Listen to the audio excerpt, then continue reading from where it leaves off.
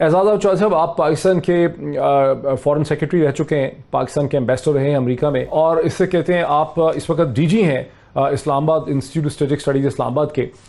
जब ये कहा जाता है, जैसे ब्रीफिंग्स में हुकूमत के बाज़ नुमाइंदों की तरफ से ये कहा गया कि हम पीस प्रोसेस में एंगेज अगर हो भी जाएं और पीस प्रोसेस के रिजल्ट्स ना भी निकलें तो इसमें भला मुज़ायका क्या है, इसमें कोई ख़तरा नहीं है क्योंकि जंगें भी हुई हैं।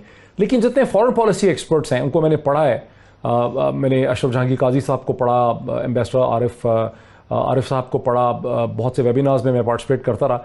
वहाँ पे ख़तरा महसूस किया जाता है कि अगर एक बेसूद किस्म के प्रोसेस में हम इंगेज हो जाए और हिंदुस्तान हमें एक स्लिपरी पाथ में ले जाए तो उसके नताइज गलत निकलेंगे। इस पर क्या कहेंगे आप, हमें क्या समझाएंगे?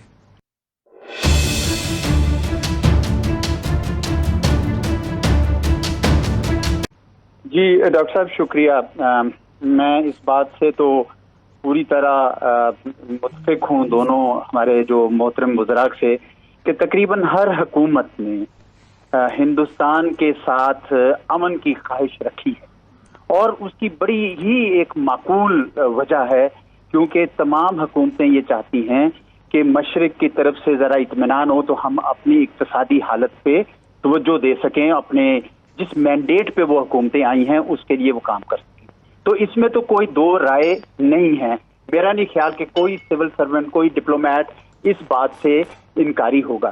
फर्क ये है कि उस पीस प्रोसेस की स्पीड क्या होगी, उसकी डायरेक्शन क्या हो, उसके लिए टर्म्स कौन सी नेगोशिएट की जाएं, उसके रिस्क को सही तरह इवेलुएट किया जाए और उसके बेनिफिट्स को सही तरीके से एग्जामिन कर लिए। ये बुनियादी चीज है जिस पे थोड़े बहुत फर्क हो सकते हैं। मैं उससे पहले आपके लिए तवज्जो जरा दिलाना चाहता हूँ कि ये भी जहन में रहे कि इसमें कोई शक नहीं है कि मौजूदा हुकूमत ने जो अमन का सिलसिला शुरू किया है वो अच्छा है और होना चाहिए। पहली हुकूमतों ने किया, इनको भी करना चाहिए। लेकिन इस वक्त सूरत हाल ये है कि नरेंद्र मोदी साहब के बुनियादी जो अज़ाइम हैं, जो उनका स्ट्रेटेजिक ऑब्जेक्टिव है, वो बहरहाल हिंदुस्तान में एक हिंदू रियासत, हिंदू राष्ट्र का क्याम है। इसमें कोई शक नहीं होना चाहिए। ये 100 साला ख्वाब है आरएसएस का जो वो करना चाहती है। तो फिर ये सवाल ये उठता है तो फिर वो क्यों पाकिस्तान के साथ इस वक्त अमन की बात करना चाहते हैं, क्यों वो पाकिस्तान के साथ, यही तो सवाल है। ये बहुत बुनियादी सवाल। मेरे ख्याल में उसकी 3 वजूहात हैं।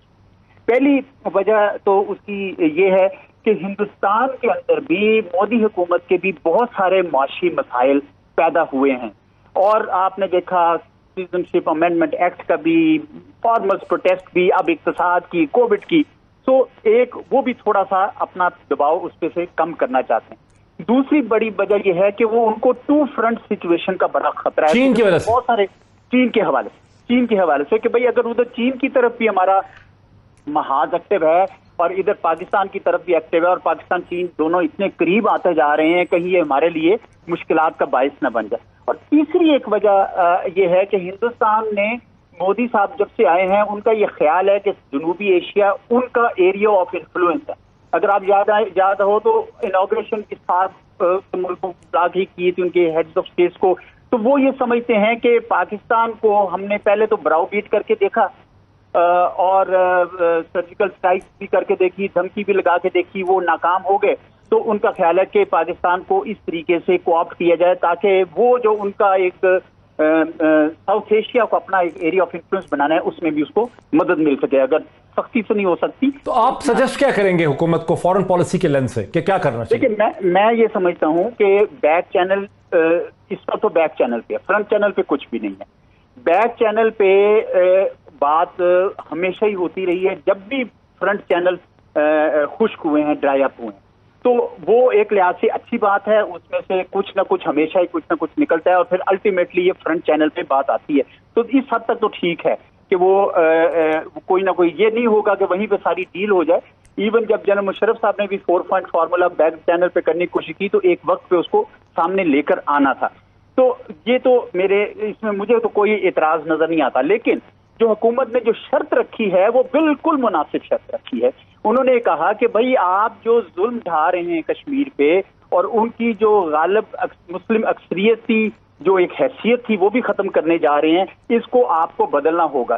तो मैंने देखा कि खुर्रम दस्तगीर साहब ने भी फरमाया कि जो जी, मैं इसी तरफ आना चाह रहा था कि बड़ा अच्छा है कि आपने ये नुक्ता रेस किया। खुर्रम दस्तगीर साहब ने कहा कि खास करके 35A जो है, जहां डेमोग्राफिक चेंज का खतरा है कि बहुत बड़ी आबादी लाई जा सकती है हिंदुओं की, और कश्मीरियों मुस्लिम कश्मीरियों की आबादी के तनासुब को बदला जा सकता है, उसे रोकना जरूरी होगा। हुकूमती जराए अपनी ब्रीफिंग में यही कहते हैं कि हमारा मेन हदफ ये है कि आर्टिकल कि हमें ये गारंटीज दी जाएं कि डेमोग्राफिक चेंज वहां पर नहीं लाई जाएगी। तो बाकी सारी चीजों को क्या होगा कि एक रियासत के 3 टुकड़े कर दिए गए हैं, ये तो बीजेपी खुद कह रही है इन इलेक्शंस में जो लोकल बॉडीज के हैं कि हम स्टेट भी क्रिएट कर देंगे और डेमोग्राफिक हमें अगर वो ये एक गारंटी देते हैं तो फिर क्या सब मसला ठीक हो जाएगा, जो खुर्रम दस्तगीर और आपकी रिक्वायरमेंट पूरी हो जाएगी।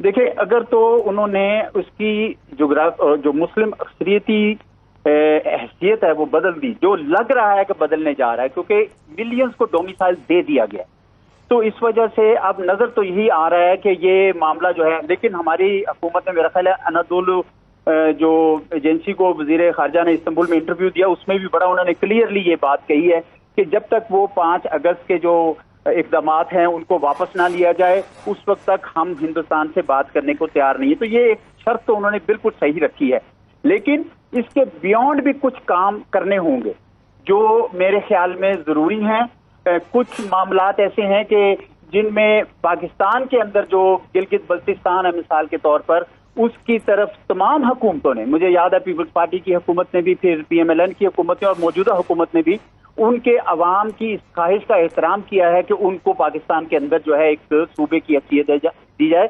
Subject to final settlement of the Kashmir. एक तो ये बड़ा तेजी से हमें मेरे ख्याल में करने की जरूरत है। दूसरा, मेरे ख्याल में दोनों मोहतरम वज़रान भी इस बात से मुत्तफिक होंगे कि कश्मीरियों को भी ऑन बोर्ड लिया जाए। कश्मीरियों के कई ग्रुप्स हैं, ऑल पार्टी हुर्रियत कॉन्फ्रेंस। अच्छा, अब जरा रुकें, मुझे इस पे कायरा साहब को लाने दीजिए। कायरा साहब, आपकी हुकूमत ने गिलगित बल्तिस्तान को एक सूबे का तस्वर, शक्ल और ढांचा देने की कोशिश का, उस प्रोसेस का आगाज किया। बहुत से लोग समझते हैं कि ये बेसिक कंसेशन थी, यानी जो चीज़ हिंदुस्तान ने बाद में की है वो पाकिस्तान ने पहले से शुरू कर दी हुई थी, यानी आपने state of Jammu and Kashmir के मुख्तलिफ हिस्सों को मुख्तलिफ शक्ल देने का प्रोसेस शुरू किया और वो PPP ने शुरू किया। तो यह है कि कश्मीर का इशू जो है, ये कश्मीर के अंदर पाकिस्तान में एक आज़ाद उनकी अपनी हुकूमत मौजूद है, जिसका सिंबॉलिकली तो वो पूरी स्टेट है, लेकिन अमलन वो एक सूबे का दर्जा ही है। उनका अपने वैसे तो सदर भी है, वज़ीर आज़म भी है, सुप्रीम कोर्ट भी है, इलेक्शन कमीशन भी है, सारे वो इदारे मौजूद हैं, लेकिन गिलगित बल्तिस्तान के लोगों की हैसियत एक कॉलोनी किसी बन के रह गई थी। उनको वजारत अमूर कश्मीर का एक डिप्टी सेक्रेटरी या एक सेक्रेटरी लेवल का बंदा बैठ के उनको डील करता था, और वहां बैठा हुआ एक चीफ सेक्रेटरी हम भेज देते थे, और उनको अपने पूरे एक जो इंतजामी इख्तियारात नहीं थे, उनको अपने इलेक्टेड जो राइट मिलते हैं इलेक्टोरल के, वो नहीं थे। सो हमने उसको दिया, नॉमेनक्लेचर तो जरूर दिया, फिर भी उसका पाकिस्तान के साथ लिजान रखने के लिए एक कौंसल का तस्वर रखा जो कश्मीर का और गिलगित बल्तिस्तान का ऑलमोस्ट सेम है। तो ये कहना कि हमने कोई उसकी इंटरनेशनल मुकदमे को नहीं देखा था, इंटरनेशनल जो हमारी पोजीशन है बिल्कुल उसको सामने रखते हुए ये फैसला हुआ था, और हम इससे बियॉन्ड भी जाने को, सोचने को तैयार थे। डायलॉग करना, जो बात आपने कही ना, एजाज साहब ने भी कही कि कश्मीरियों को इस पे शामिल किया जाए, तो इसके अलावा तो कोई दूसरा रास्ता है ही नहीं। हम बाद में आके स्टेक होल्डर है, एक्चुअल तो स्टेक होल्डर वो है, हम तो उनके सपोर्टर हैं। तो जिसका मुकदमा है आप उसको साथ लेके नहीं चल रहे हैं। लेकिन ये जो हिंदुस्तानी इल्जाम है कि ट्राइफर्केशन का जो प्रोसेस है, जो हिंदुस्तान ने कायरा साहब बाद में किया कि कश्मीर, जम्मू और लद्दाख को अलग कर दिया, वो ये कहते हैं कि पाकिस्तान ने ये प्रोसेस पहले शुरू कर दिया हुआ था। ये भी एक एलिगेशन है हिंदुस्तानियों की। वो तो जो भी कहें, तक देखना यह है कि क्या वो दुरुस्त कह रहे हैं। वो तो इस तरह की बहुत सारी बातें करेंगे, क्या वो दुरुस्त कर रहे हैं, खिलाफ हकीकत बात कर रहे हैं वो। और इससे पहले ही उन्होंने एक तरह कश्मीर का जो स्टेटस हिंदुस्तान के अंदर रखा था, वो पाकिस्तान के कश्मीर का स्टेटस उससे बहुत मुख्तलिफ है, आज भी, पहले भी मुख्तलिफ था। सो हिंदुस्तान की बात को छोड़िए, मेरा तो सवाल यह है कि हमें इस मामले पे सीरियसली गौर करने की जरूरत है कि हिंदुस्तान का जो एजेंडा था वो उस पर अमल दरामद है। मोदी की गवर्नमेंट ने पहले हुकूमत में आने से पहले, अब तो दूसरी दफा है, पहले उन्होंने फैसला किया था और ऐलान किया था कि हम कश्मीर को एनेक्सेशन उसकी कर लेंगे, उन्होंने कर ली। अब वो मजीद आगे जाने का एजेंडा लेके चल रहे हैं, और ठीक कहा एजाज साहब ने। अब उस एजेंडे को रोकने के लिए हमने शर्त रखी कि बातचीत करने के लिए ये पहले आपको अनडू करना पड़ेगा, या हमें एश्योरिटी देनी पड़ेगी। क्या काम करेंगे, क्या किस तरीके से हम ये एक बड़ा अच्छा इक़दाम है, ये एक बड़ा अच्छा मुतालबा है। इस मुतालबे को अचीव करने के लिए क्या इक़दाम उठा सकते हैं कि हिंदुस्तान मजबूर हो? सिर्फ हमारे ख्वाहिश से, हमारे चाहने से, हमारी कंडीशनलिटीज इंपोज करने से हिंदुस्तान मान तो नहीं लेगा। क्या आलमी इदारे भी हमारे साथ हैं? क्या आलमी अक़वाम भी हमारे साथ हैं? इवन क्या मुस्लिम कौम भी, मुस्लिम उम्मा भी हमारे साथ है? Answer is no. तो हम खड़े कहाँ हैं? हमारी हुकूमत जो है वो इस वक्त पाकिस्तान की हुकूमत हमारे इस मुकदमे को लड़ कैसे रही है? तो इसको रिव्यू करने की जरूरत है हमारे। इसीलिए जो है ना जी बैकडोर डिप्लोमेसी, उसी के रास्ते पे बैठ के आप ओपन मुज़ाकरात कर सकते हैं, क्योंकि सेंसिटिविटी इस कदर ज्यादा है। मेरे मुंह से जरा एक बात निकलेगी, उसको पता नहीं कितने पर लगा दिए जाएंगे कि इन्होंने बेच दिया, इन्होंने फलां कर लिया, सौदा कर लिया। आज की हुकूमत कुछ करेगी ये भी डरी